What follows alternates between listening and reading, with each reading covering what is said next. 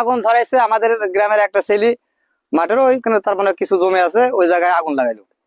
গম কাটা হয়ে গেছে, গমের ওই নাড়া পড়ে আছে, নাড়া পোড়ানোর জন্য মানে ফাঁকা জমি পুড়ি ও পরিষ্কার করে জমি চাষ করবে আর কি, এই উদ্দেশ্যেও আগুন লাগিয়েছে। তখন ওই আগুন ছুটি গেল চারিদিকে, একদম ছিটি গেল আগুন। আর মাঠ ভরা ফসল, পুরা মাঠ গম, যা পুড়িয়েছে কালো যা দেখতে পাচ্ছেন সব গম।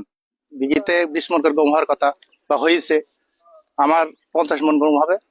আমার ক্ষতি 50 মন হিসাবে যে দাম হয় সে দামে ক্ষতিপূরণ হবে। আমার 2.5 বিঘি গম, 2.5 বিঘি শ্বাস। আমি এক কাটা গম ঘরে তুলতে পারি না, কিন্তু আমার এক ভাই মাঠে ছিল, আমার কাছে ফোন দিল, আমি বাড়ি ছিলাম।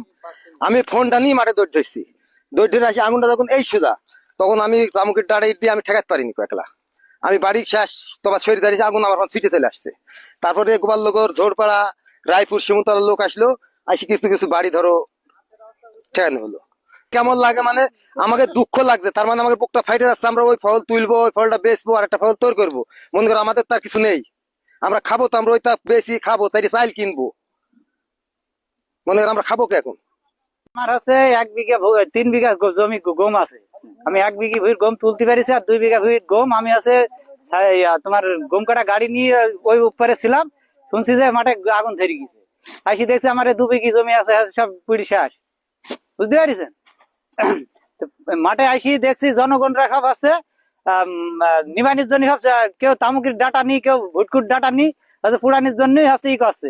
আর আমি আসি আবার ফের সব জনগণকে সাথে ই করি, ধরো কিছু কিছু বাকরি বাকরি সব আছে নিবাই নিয়ে হয়েছে। এইভাবে আছে মাঠ আছে রক্ষা করা হয়েছে। ফায়ার সার্ভিস আসছিল, আসি ওনারা আমাকে মানে ই করার পরে হচ্ছে আসলো, আসার পরে তাও আছে ওই মাঠের ভিতরে একটু আগুন জ্বলছিল, কিন্তু আছে ওনারা মাঠের মধ্যে নামতে পারলো না, কারণ আছে গাড়ি তো আর মাঠের মধ্যে নামাইনি যায় না।